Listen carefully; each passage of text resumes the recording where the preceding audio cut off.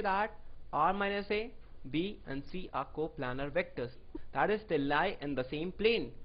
Now we know that the condition for three vectors to be coplanar is their box product or their scalar triple product should be equal to 0. Thus, the box product of r minus a, b and c is equal to 0. Or we can write this as vector r minus vector a dot b cross c equal to 0. This gets further transformed to the box product of vector r, vector b, vector c is equal to the box product of vector a, vector b, vector c. Thus, the vector equation of a plane passing through a point with a position vector a and parallel to two given vectors b and c is given by the box product of vector r, vector b, vector c equal to the box product of vector a, vector b, vector c. The next is equation of a plane passing through 3 points, and first in the Cartesian form. Let us say that the plane passes through 3 points x1, y1, z1, x2, y2, z2 and x3, y3, z3. Then the equation of this plane is given by the determinant, elements of which are x minus x1, y minus y1, z minus z1, x minus x2, y minus y2, z minus z2 and x minus x3, y minus y3, z minus z3 equal to 0. Thus, in the Cartesian form, the equation of plane passing through 3 points x1, y1, z1, x2, y2, z2 and x3, y3, z3 is given by the determinant, elements of which are x minus x1, y minus y1, z minus z1. Second row elements are x minus x2, y minus y2, z minus z2 and third row elements are x minus x3, y minus y3, z minus z3 equal to 0. Now let's try to find the same in the vector form.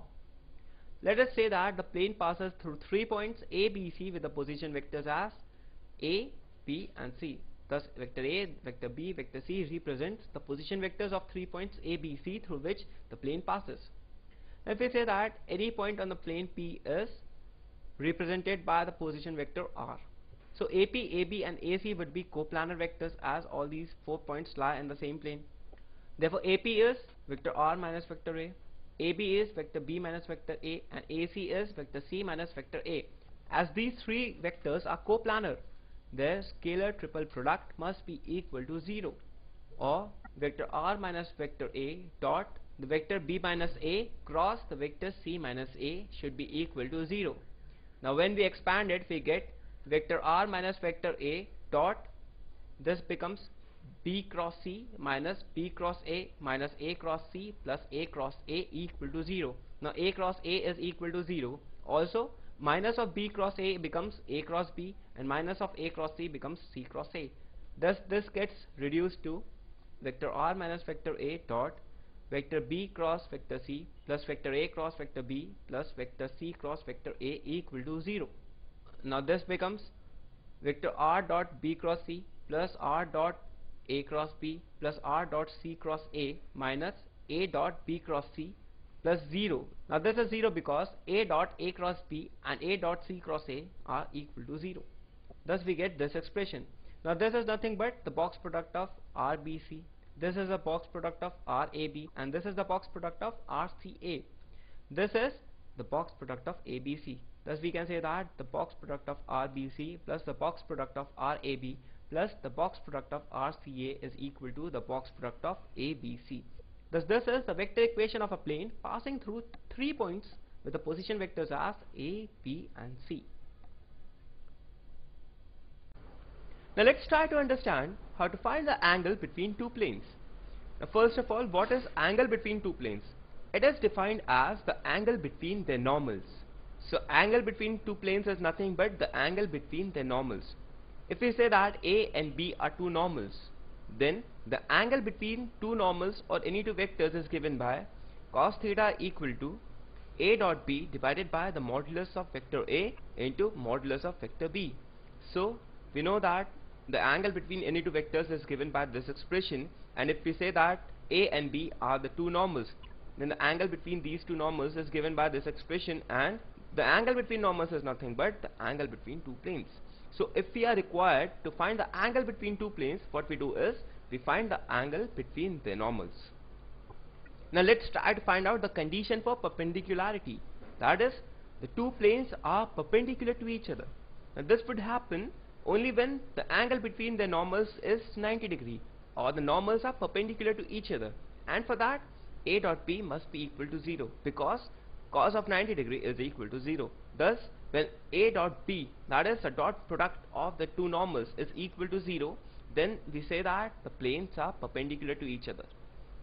Now let's see the condition for parallelism, that is the two planes are parallel to each other. We clearly see here that two planes are parallel to each other. Now if we say that vector A corresponds to the normal of the first plane and vector B corresponds to the normal of second plane, then for two planes to be parallel to each other, the normals must be parallel to each other, and for that vector A is equal to lambda times vector B, that is vector A is some multiple of vector B.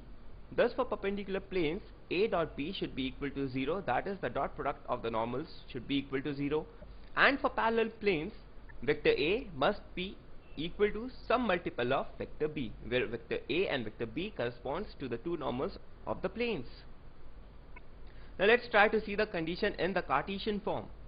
If we say that a1x plus b1y plus c1z equal to d1 is the equation of first plane, and a2x plus b2y plus c2z equal to d2 is the equation of second plane, then if a1 by a2 is equal to b1 by b2 is equal to c1 by c2, then the planes are parallel to each other.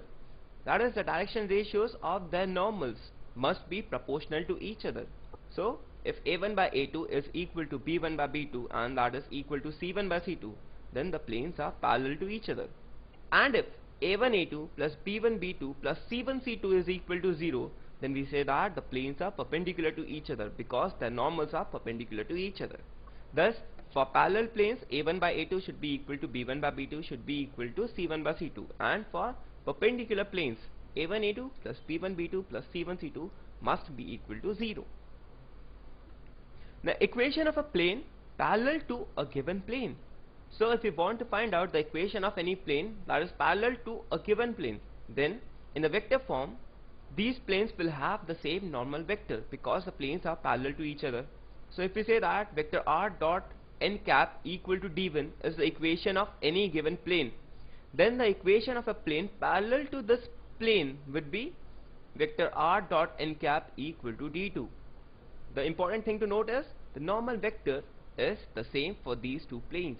Thus if the equation of a given plane is vector r dot n cap equal to d1, then the equation of a plane parallel to this given plane is given by vector r dot n cap equal to d2.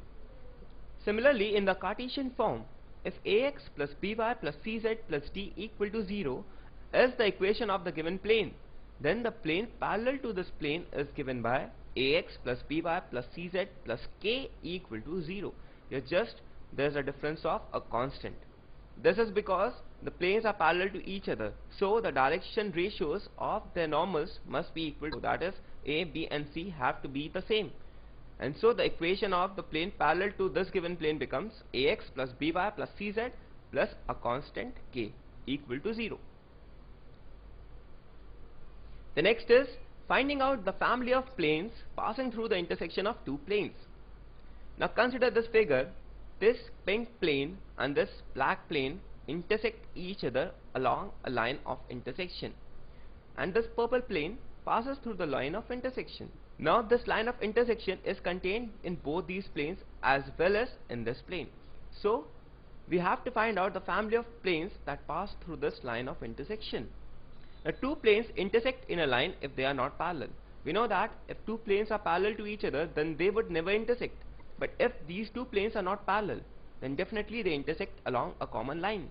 So any plane through this line of intersection of the two planes can be rewritten as vector r dot vector n1 minus d1 plus lambda times vector r dot vector n2 minus d2 equal to 0. Here this is the equation of the first plane, this is the equation of the second plane, and this represents the family of such planes. So for different values of lambda we get different planes. So we can get infinitely many number of planes that pass through the line of intersection of these two planes. Similarly, in the Cartesian form, if we say that the equation of the first plane is a1x plus b1y plus c1z plus d1 equal to 0, and the equation of second plane is a2x plus b2y plus c2z plus d2 equal to 0, then the family of planes passing through the line of intersection of these two planes is given by a1x plus b1y plus c1z plus d1 plus lambda times a2x plus b2y plus c2z plus d2 equal to 0. So for different values of lambda we get different planes. Thus in the Cartesian form, a family of planes passing through the intersection of two planes can be written in this form. Now the next topic is distance of a point from a plane. Let us say that this is the given plane and this is any point P with the position vector A, and this represents the perpendicular distance of this point from the plane. Now in the vector form, if the equation of plane is vector r dot vector n equal to d, so we take the equation of plane as vector r dot vector n equal to d. Now let us say that the position vector of any point P is vector A, so this represents the position vector. The distance of the point P from the plane is given by the formula P equal to the modulus of vector A dot vector n minus d divided by the modulus of vector n. So the perpendicular distance of this point from the plane is given by the formula P equal to the modulus of vector A dot vector n minus d divided by modulus of vector n. Similarly, in the Cartesian form, the perpendicular distance of the point L, M, N. Let us say that the coordinates of the point P are L, M, N. From the plane AX plus BY plus CZ plus D equal to 0 is equal to the modulus of AL plus BM plus CN plus D divided by under root of A square plus B square plus C square. Now this is very much similar to the distance we find in 2 dimension. Just the difference is there is one more axis added, and so the distance becomes modulus of AL plus BM plus CN plus D divided by under root of A square plus B square plus C square. What we do is we substitute the coordinates of this point in this equation of plane and we divide it by the under root of A square plus B square plus C square. Your A, B, C are the coefficients of X, Y and Z. Now let's try to find out the distance between parallel planes. Let us say that the equation of the two planes is AX plus BY plus CZ plus D1 equal to 0 and AX plus BY plus CZ plus D2 equal to 0. This is because the planes are parallel to each other, and so the coefficient of X, Y and Z is the same. Thus the distance between these two parallel planes is equal to the modulus of D1 minus D2 divided by under root of A square plus B square plus C square. Thus the perpendicular distance between two parallel planes is given by D equal to modulus of D1 minus D2 divided by under root of A square plus B square plus C square. Your A, B, C are the coefficients of X, Y and Z, and D1 and D2 are the constant terms in the equations of plane. Now the next is angle bisector. Just as there is an angle bisector that bisects the angle between two lines, similarly we can have an angle bisector which is a plane that bisects the angle between two planes. So in general there are two angles between two planes. One is the acute angle and the other is obtuse angle. So in general we can say that there are two angles between any two planes. One angle is the acute angle and the other is the obtuse angle. So if we say that the equation of planes are a1x plus b1y plus c1z plus d1 equal to 0 and a2x plus b2y plus c2z plus d2 equal to 0, then the equation of the plane bisecting these angles